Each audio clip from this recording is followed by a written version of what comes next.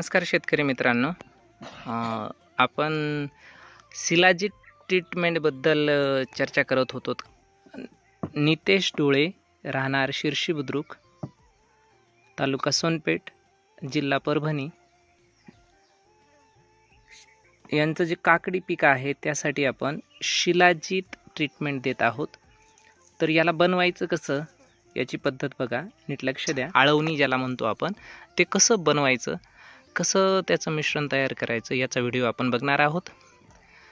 तर याच्यामध्ये प्रमुख 4 घटक आहेत: आर, एन, पी आणि H. Root charger, nutri charger, pest cleaner आणि हेल्थ चार्जर. आणि या प्रत्येकाच्या दुप्पट आपण घेत आहोत सॉईल चार्जर. म्हणजे समजा रूट चार्जरचं जर 600 ग्रामचं पॉकेट आहे तर आपल्याला त्याच्या डबल अर्थातच 1200 ml आपल्याला काय घ्यायचं आहे, सॉईल चार्जर, बरोबर आहे. आणि हे मिश्रण आपल्याला बनवायचं आहे.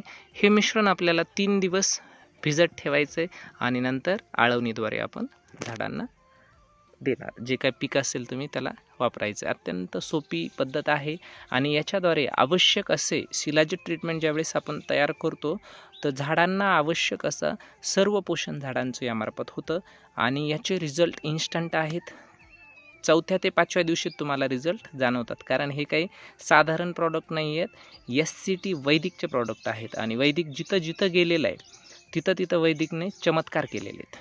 ठीक आहे, तर अशी हे वैदिकचे चमत्कार आपण अनुभवत आहोत आणि आता हे कसं बनवावं यासाठी हा केलेला छोटासा प्रयत्न आहे.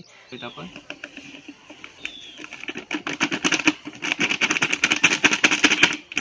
हा प्रति एकरचा डोस आहे. 1 एकरसाठी 1200 ग्राम वापरलं जातं. 600 ग्राम.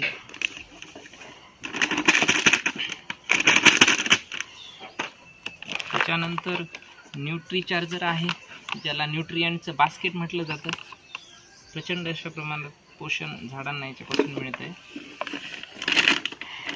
ते न्यूट्री चार्जर याचे 2 पॉकेट आपण टाकतोय त्याच्यामध्ये. त्याच्यामध्ये एकच काळजी घ्यायची की मिश्रण टाकत असताना पाण्याचा अजिबात वापर करायचा नाही आहे. मिश्रण भिजू घालताना फक्त आणि फक्त सॉईल चार्जरचा वापर करतो आपण. याच्यामध्ये फक्त सॉईल चार्जर वापरायचं आहे ना. हे पेस्ट क्लीनर आहे, जे झाडांना आपण पाहतो जमिनीमध्ये वेगवेगळ्या प्रकारच्या बुरशांचा अटॅक होतो झाडावर. सगळ्या बुरशांना क्लीन करणारं म्हणून याला क्लीनर म्हटलं जातं. पेस्ट क्लीनर कोणतीही बुरशी येऊ देत नाही. आणि सगळ्यात महत्त्वाचं आहे ते पिकांचं आरोग्य. त्यासाठी हे काम करतं आपलं हेल्थ चार्जर. हेल्थ चार्जर आहे.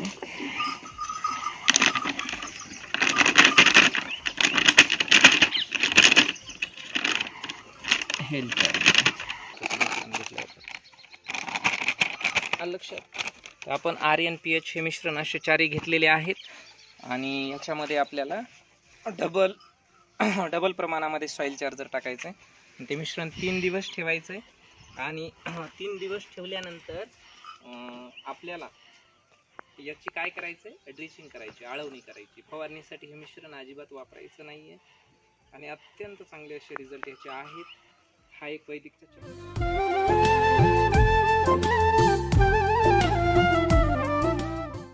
तर आपल्याला लिप चार्जर 2 पॉकेट घ्यायचे 600 ग्रामचे. सेटिंग चार्जर 2 पॉकेट घेतलेले आहेत आपण आणि त्याचबरोबर आपण क्वालिटी चार्जर 2 पॉकेट, अशा प्रकारे पॉकेट घ्यायचेत आपल्याला. आणि त्याच्यानंतर याच्या तिप्पट, अर्थातच 600 ग्रामचं 1 पॉकेट आहे तर 6चं तिप्पट जर केलं तुम्ही तर 1800 ml आपल्याला त्याच्यामध्ये मिलीमध्ये फ्रूट चार्जर मिक्स करायचं आहे. हां, तर हे आपल्याला वापरायचं आहे अशा प्रकारे फ्रूट चार्जर. तर बघा ही पद्धत कशी आहे, ते अत्यंत साधी आणि सोपी पद्धत आहे. याच्यामध्ये आपण याला LSQ म्हटलं जातं. L म्हणजे लिप चार्जर, S म्हणजे सेटिंग चार्जर आणि Q म्हणजे क्वालिटी चार्जर. तर हे आपण तीन बकेटमध्ये मिक्स केलेला आहे. त्याच्यानंतर त्याच्या तिप्पट आपण त्याच्यामध्ये फ्रूट चार्जर टाकलेला आहे आणि त्याला व्यवस्थित मिक्स करून घेत आहोत. ही एक पद्धत झाली. अशा प्रकारे LSQ मिक्स करायचे. आणि मला बऱ्याच शेतकऱ्यांचे कॉल आले, बऱ्याच शेतकऱ्यांनी विचारलं की याला काय करायचं, नेमकं ड्रिचिंग करायचं का फवारणी करायची याची. तर याला फवारायचं आहे. याची काय करायची, आपल्याला फवारणी घ्यायची आहे. त्याचे रिझल्ट आपण नंतर बघणारच आहोत.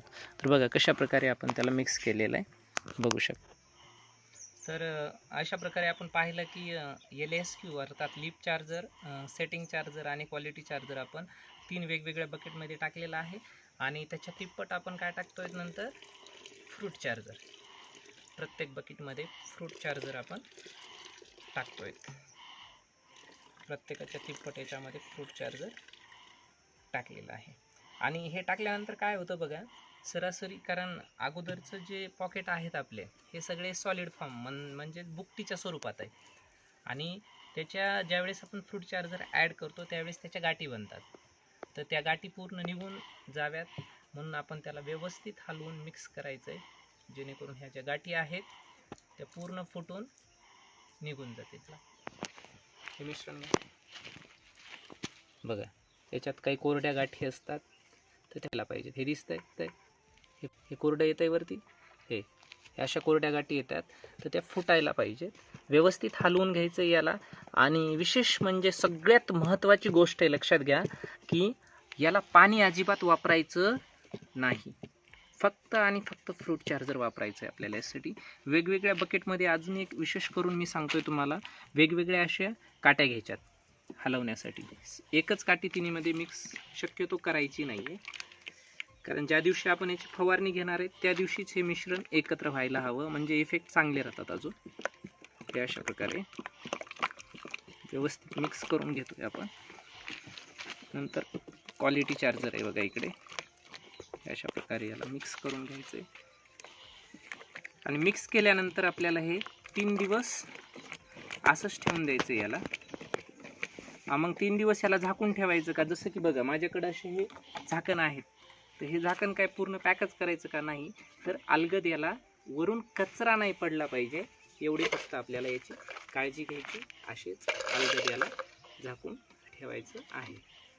आणि नंतर ज्यावेळेस आपण फवारणी करणार आहोत त्यावेळेस याच्यासाठी अमृत जलचंच पाणी वापरायचं आहे. कोणत्या पाण्याचा वापर करायचा आपल्याला, अमृत जलचंच पाणी वापरायचं आहे. त्याची पण मी अमृत जल कसं बनवायचं, ते कसं वापरायचं याचा व्हिडिओ मी अपलोड केलेला आहे, तो पहा. धन्यवाद.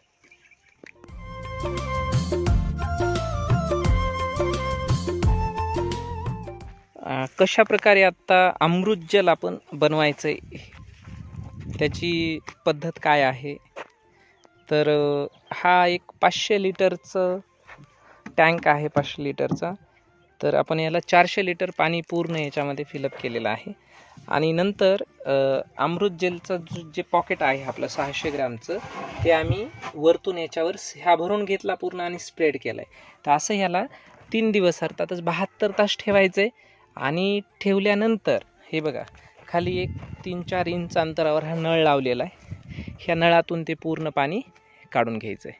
अशा प्रकारे अमृत जल तयार करायचं आहे. आणि ज्यावेळेस आपण हे देतो ना त्यावेळेस बघा क्वालिटी किती छान येते. इथे यील्ड जो असतो फळांचा कोणत्याही पिकांचा खूप छान बनतो, क्वालिटी छान येते. इकडे बघा अशा प्रकारे लाईन टू लाईन दिसत आहे. LSQचा स्प्रे आपण याच्या अगोदर याला घेतलेला आहे मिक्समध्ये, त्याच्यामुळे बघा इथे किती छान प्रकारे इथं फ्लावरिंग आहे. त्याचबरोबर मधमाशा खूप येऊन बसत आहेत सध्या इथे. हे अशा प्रकारची फ्लावरिंग आहे. हे पूर्ण झाडाला बघा तुम्ही, इथं मधमाशा दिसतील तुम्हाला सगळीकडेच. हे एकच म्हणून हे बघू शकता, अशा प्रकारचे सेटिंग आहे पूर्ण झाडांना. आणि मधमाशा देखील खूप आहे त्याच्यावर. ही सेटिंग आहे पूर्ण. हे अशा प्रकारे क्वालिटी राहते याच्यामुळे. तर सर्व मित्रांना विनंती आहे की शक्य तेवढं SCT वैदिककडे वळा आणि आपली शेती सुजलाम सुफलाम बनवा.